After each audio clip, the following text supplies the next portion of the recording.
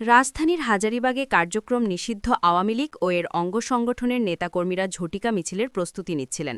হঠাৎ খবর পেয়ে পুলিশ সেখানে অভিযান চালায় এবং ঘটনাস্থল থেকে ১১ জনকে গ্রেফতার করে।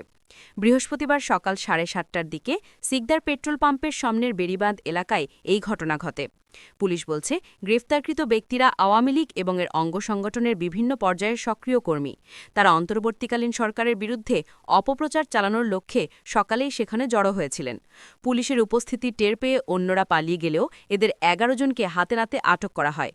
গ্রেফতার হওয়া ব্যক্তিদের মধ্যে রয়েছেন মোহাম্মদ নুর ইসলাম ৫৬, লালবাগ থানা আওয়ামী লীগের কর্মী; সৈয়দ বাদশা মিয়া ৫৫, চকবাজার থানা যুবলীগ; মোহাম্মদ জাহিদ হাসান হৃদয় ১৯, হাজারীবাগ থানা ছাত্রলীগ; সাব্বির হোসেন ১৯, কামরাঙ্গীরচর থানা ছাত্রলীগ; বিল্লাল হোসেন ১৯, মিলন মৃধা ২৩, আমির হোসেন ১৯, মানিক দাস ৩০, কামরাঙ্গীরচর থানা যুবলীগ; শ্রাবণ আহমদ ওরফে ইভান ১৯, মুশফিকুর রহিম ২৬, হাজারীবাগ থানা যুবলীগ এবং ফরহাদ হোসেন মাতুব্বর ২৮, নারায়ণগঞ্জ সদর থানা যুবলীগ।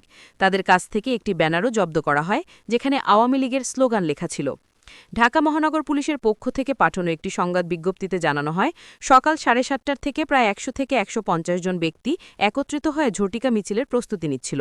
তারা অন্তর্বর্তীকালীন সরকারের বিরুদ্ধে জনমনে বিভ্রান্তি সৃষ্টির চেষ্টা করছিল। তবে পুলিশের হঠাৎ উপস্থিতি দেখে অধিকাংশই পালিয়ে যায়। ডিএমপির দাবি, এসব নেতাকর্মীরা নিষিদ্ধ ঘোষিত সংগঠনের নামে রাজনৈতিক কার্যক্রম চালানোর চেষ্টা করছিল। তাদের বিরুদ্ধে সন্ত্রাসবিরোধী আইনে মামলা করা হয়েছে। স্থানীয় কয়েকজন প্রত্যক্ষদর্শী জানান, সকাল থেকেই ওই এলাকায় হঠাৎ করে কিছু তরুণ যুবক জড়ো হতে থাকে। প্রথমে মনে হয়েছিল হয়তো তারা আড্ডা দিচ্ছে, পরে কয়েকজনকে ব্যানার বের করতে দেখা যায়। এর কিছুক্ষণ পরই পুলিশ এসে পড়ে এবং কয়েকজনকে ধাওয়া দিয়ে আটক করে। একজন দোকানদার বলেন, আমরা প্রথমে ভেবেছিলাম হয়তো স্বাভাবিক কোনো সমাবেশ হবে, কিন্তু হঠাৎ পুলিশ এলে পরিস্থিতি উত্তপ্ত হয়ে যায়। অনেকে দৌড়ে পালিয়ে যায়। রাজনৈতিক বিশ্লেষকদের মতে, কার্যক্রম নিষিদ্ধ থাকা সত্ত্বেও আওয়ামী লীগ ও এর সহযোগী সংগঠনের কর্মীরা রাজধানীতে বারবার ঝটিকা মিছিলের চেষ্টা করছে। এতে সরকারের সঙ্গে নতুন করে উত্তেজনা তৈরি হতে পারে। এক বিশ্লেষক বলেন, ঝটিকা মিছিলের কৌশল মূলত হঠাৎ আক্রমণের মতো। এতে পুলিশকে অপ্রস্তুত করার চেষ্টা করা হয়। তবে আইনশৃঙ্খলা বাহিনী এখন অনেক বেশি সতর্ক, তাই দ্রুত প্রতিরোধ সম্ভব হচ্ছে।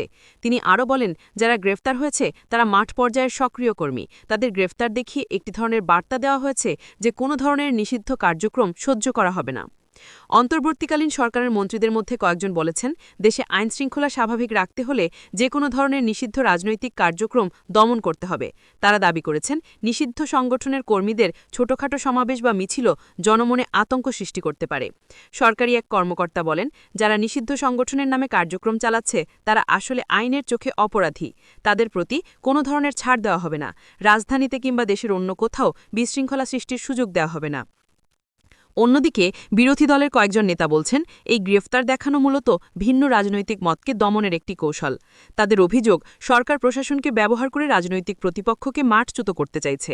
একজন বিরোধী দলের নেতা বলেন, আওয়ামী লীগের কর্মীরা মাঠে নামলেই গ্রেফতার হয়, কিন্তু সরকারের সমর্থিত লোকজনকে পুলিশ স্পর্শও করে না। এটা আসলে দ্বিমুখী নীতি। রাজধানীতে সাম্প্রতিক সময়ে বারবার ঝটিকা মিছিলের চেষ্টা লক্ষ্য করা যাচ্ছে। ঢাকার বিভিন্ন স্থানে ছোট ছোট গ্রুপে জড়ো হয়ে হঠাৎ করে মিছিল বের করার চেষ্টা করছে নিষিদ্ধ সংগঠনগুলো। এতে সাধারণ মানুষের মধ্যে আতঙ্ক সৃষ্টি হচ্ছে। বিশেষ করে সকাল ও সন্ধ্যার দিকে এ ধরনের ঘটনা বেশি ঘটছে। পুলিশও বিভিন্ন এলাকায় টহল জোরদার করেছে। মেট্রোপলিটন পুলিশের কর্মকর্তারা জানিয়েছেন, গোপন সংবাদের ভিত্তিতেই তারা এসব অভিযান পরিচালনা করছেন। হাজারীবাগ থানায় এই ঘটনায় সন্ত্রাসবিরোধী আইনে মামলা দায়ের করা হয়েছে। পুলিশ বলছে, আটককৃতদের আদালতে হাজির করা হবে এবং তাদের রিমান্ড চাওয়া হতে পারে। তদন্তে জানা যাবে এর পেছনে কারা মূল পরিকল্পনাকারী ছিলেন। একজন তদন্ত কর্মকর্তা জানান, আমরা মনে করছি এই ঝটিকা মিছিলের পেছনে বড় কোনো নেটওয়ার্ক কাজ করছে।